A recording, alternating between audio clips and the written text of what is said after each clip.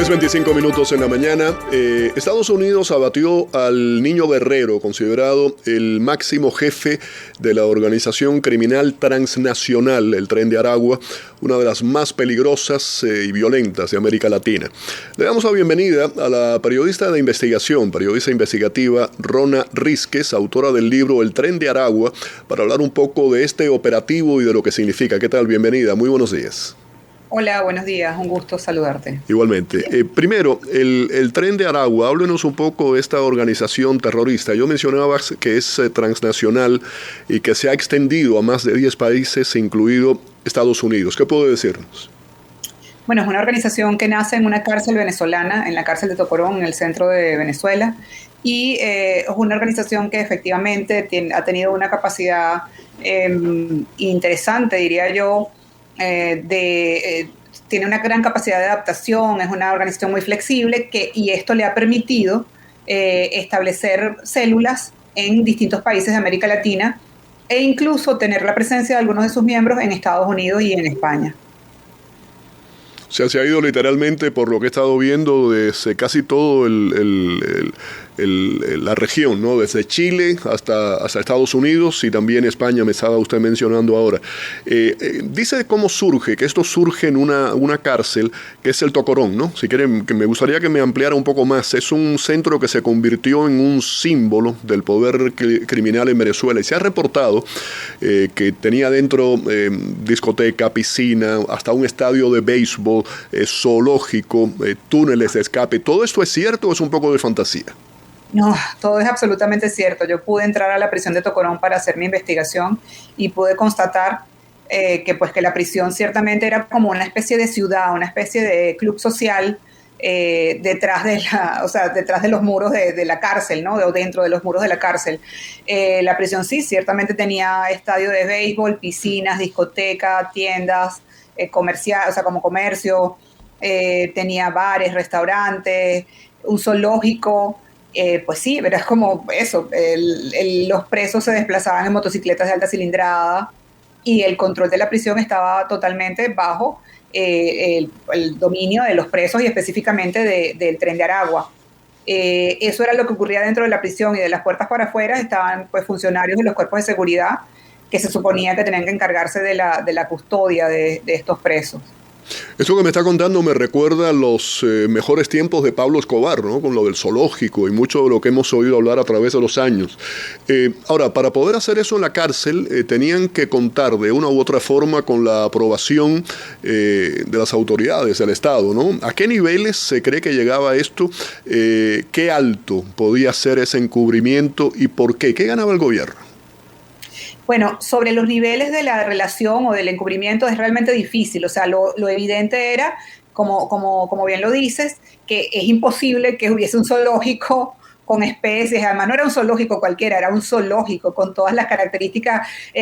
Las especies estaban separadas según en cada lugar tenían jaulas o lugares adecuados al tipo de especie, información sobre qué tipo de especie se encontraba en cada lugar. O sea, era realmente bastante llamativo. Es decir, hacer algo como esto, construir, la prisión tenía una planta eléctrica gigante porque, como saben, en Venezuela hay problemas de suministro de electricidad. Entonces, todo esto obviamente tiene que haberse hecho ante los ojos de las autoridades. Ahora, ¿quién lo permitió? ¿Por qué lo permitieron? Lamentablemente, con el asesinato del niño guerrero, en saber o conocer la verdad de estos posibles vínculos, pues se queda bastante difícil porque justamente él era una de las personas que debía saber mejor o podría informar mejor acerca de cómo eran los vínculos, quién lo protegía, con quién tenía relación. Sabe que la estoy escuchando y me surge esta pregunta, esta inquietud. No sé si se sale de lo que usted nos puede hablar, ¿no? Hablábamos de la presencia en Estados Unidos. Sabemos de detenidos y de deportados aquí en los Estados Unidos por haber sido parte del Tren de Aragua. Y ha habido diversas versiones sobre esto, si se capturaron, si se deportaron verdaderos criminales o si se realizaron redadas basadas en estereotipos. ¿Hay algún tipo de señal, de estereotipo, de nuevo, con el que se identifiquen en cuanto a tatuajes, a símbolos, los miembros del Tren de Aragua? No, justamente ese fue uno de los problemas que hubo en la investigación no en la investigación, en las detenciones que se hicieron en Estados Unidos y en el emblemático envío de 238 migrantes venezolanos a la cárcel del Secot en El Salvador. Pues pareciera que lo que se tomó en consideración para esas detenciones y para enviar a esas personas era que tenían unos tatuajes. Y estos tatuajes, según algunos reportes de las autoridades estadounidenses, pues los vinculaban al Tren de Aragua, pero la realidad es que el Tren de Aragua no tiene un tatuaje que lo identifique, es decir, no tienes que tener un tatuaje determinado para pertenecer al Tren de Aragua. Puedes tener tatuajes y ser del Tren de Aragua, o puedes no tener ningún tatuaje y ser del Tren de Aragua. Entonces, los tatuajes no eran un elemento diferenciador. Tampoco había como unas características, incluso una de las particularidades, llegué a hablar con agentes del FBI incluso, que me indicaban que no era posible, como en otros grupos, establecer algún tipo de guía, porque en otros grupos, por ejemplo en las maras, para avanzar o crecer o pasar de jerarquía, tenían que llevar unos registros. O sea, tú empezaste en tal jerarquía y para poder ascender tienes que hacer esto y esto y esto. Entonces esos registros, cuando las autoridades investigaban, conseguían esos registros. En el caso del Tren de Aragua, esos registros no existen porque la organización no tiene ese tipo de prácticas, por ejemplo. Entonces era más difícil identificarlo, como dices tú, por un estereotipo o por una imagen específica. ¿Tiene idea por qué le llaman el niño guerrero?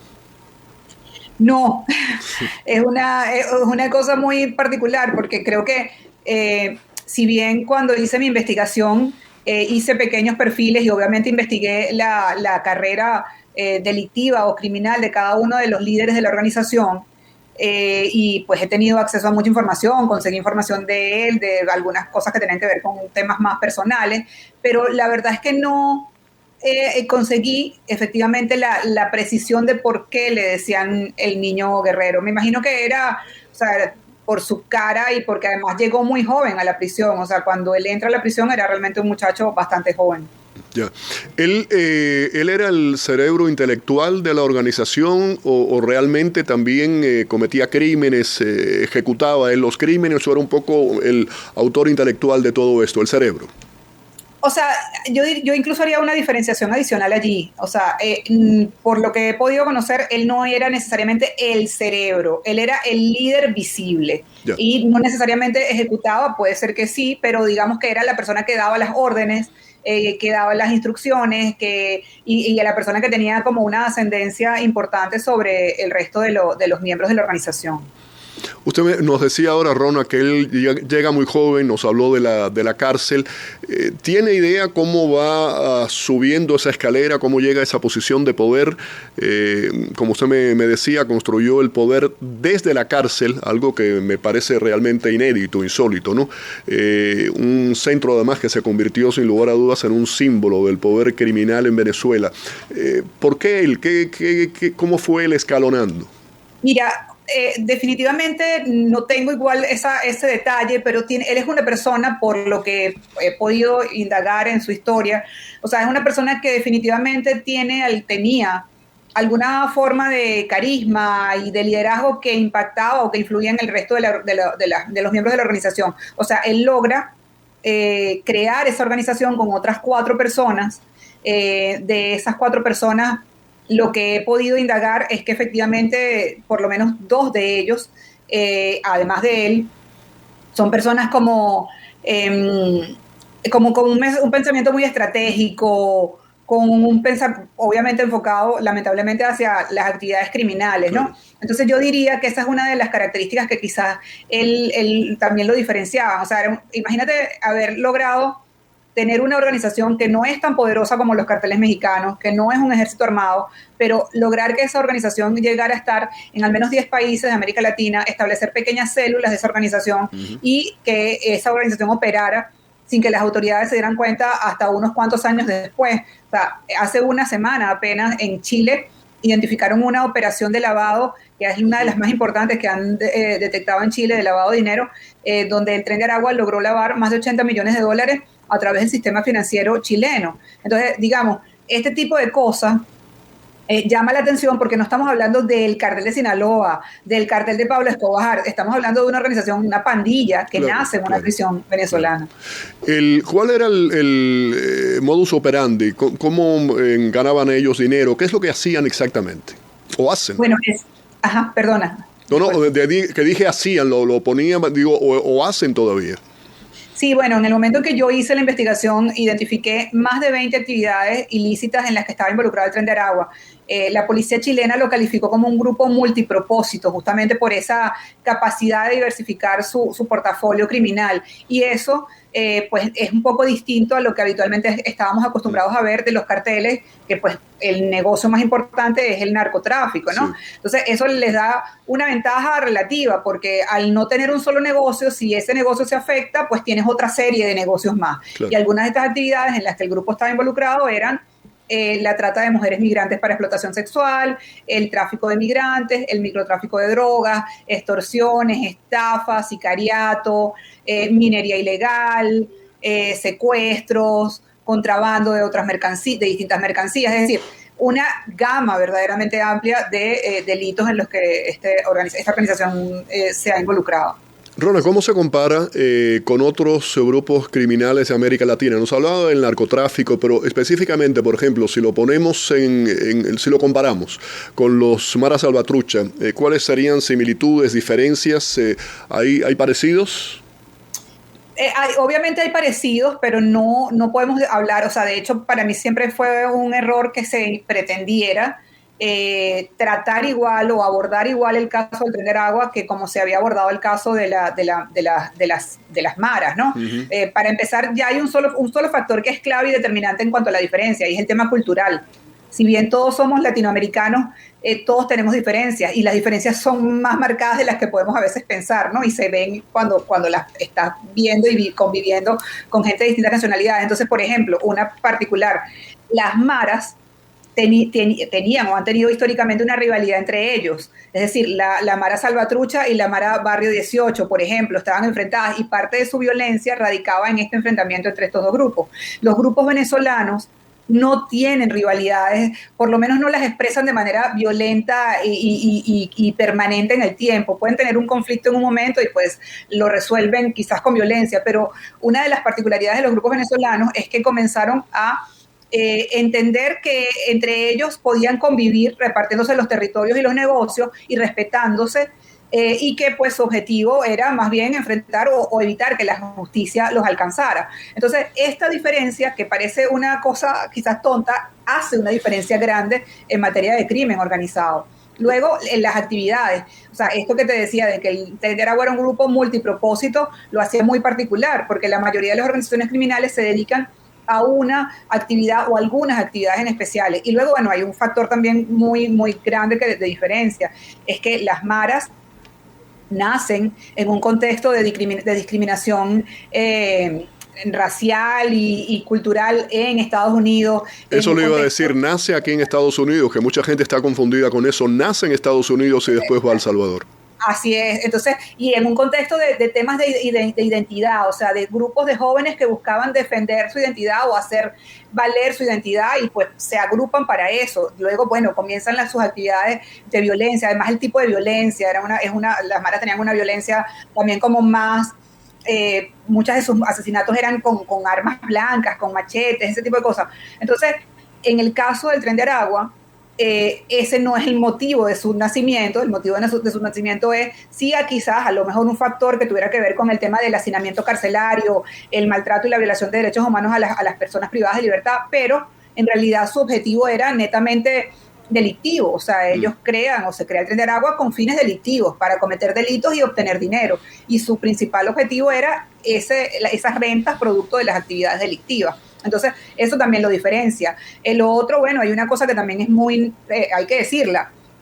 Los venezolanos desde hace más de 25 años estamos en condición de sobrevivencia, o hemos estado en condición de sobrevivencia, y eso incluye a los presos. Y cuando tú estás en condición de sobrevivencia, pues tienes unas habilidades y unas capacidades de adaptación que son muy diferentes a las que tienen otros grupos que no están en condición de sobrevivencia. Entonces, eso también le da una herramienta adicional a esta organización. Vimos esta operación conjunta del ejército de los Estados Unidos con las fuerzas venezolanas dentro de territorio. ¿Dónde fue, en qué parte de Venezuela ocurrió eso exactamente, el operativo? Bueno, mira, hay algo que creo que hay que decir. O sea, no hay mayor certeza de ese operativo. Es decir, hubo un operativo, está la publicación del presidente Donald Trump, está la publicación del gobierno venezolano, y todo hace indicar, y algunos mensajes, creo que en la publicación del gobierno venezolano, que fue en el estado Bolívar. El estado Bolívar está al sur de Venezuela y fue en un lugar que el gobierno venezolano denominó el arco minero, porque es donde está la zona que concentra pues todo lo que son los recursos minerales de Venezuela, que es el oro, por ejemplo, está en esa zona que es en la Amazonía, en la frontera con Brasil. Entonces allí había el Tren de Aragua tenía una operación, tenía una base de operaciones, y lo que se piensa es que el Niño Guerrero había estado refugiándose en esa localidad. Y esa es la zona donde al parecer hubo el ataque donde supuestamente murió el Niño Guerrero. Lo que me dice que no está comprobado si fue en el área de Bolívar, pero sí está comprobado que fue una operación conjunta Estados Unidos y Venezuela. O sea, realmente lo que pasa es que no está comprobado nada. O sea, la información hasta ahora ha sido muy escasa y muy escueta. Entonces, sí, pues los gobiernos dicen que hicieron una operación conjunta, pues está bien. Los gobiernos dicen que mataron al Niño Guerrero, bueno, ok, pero digamos, ¿dónde están? Hay una serie de evidencias y pruebas que no tenemos. Entonces, simplemente estamos confiando en lo que están anunciando los gobiernos de ambos países, y pues si es así, ocurrió en Bolívar, y si es así, fue conjunta, y si es así, mataron al Niño Guerrero. Eso es lo que... Sí, todos estos condicionales que está poniendo, si todo eso fue así, ¿cómo queda el Tren de Aragua ahora? Si todo eso fue así, el Tren de Aragua queda bastante debilitado, ya venía debilitado a partir de pues, distintos eventos, entre ellos la persecución desde el gobierno de Estados Unidos, la declaración como grupo terrorista. Esto es muy importante porque el Niño Guerrero era el líder, o sea, aunque hay otros jefes, el que tenía esa capacidad de liderazgo, de ascendencia sobre el grupo, era el Niño Guerrero. Entonces yo creo que realmente esto pues constituye un golpe importante para la organización. Le agradezco mucho que haya estado con nosotros en el programa. Interesante la conversación. Rona Rísquez, periodista investigativa.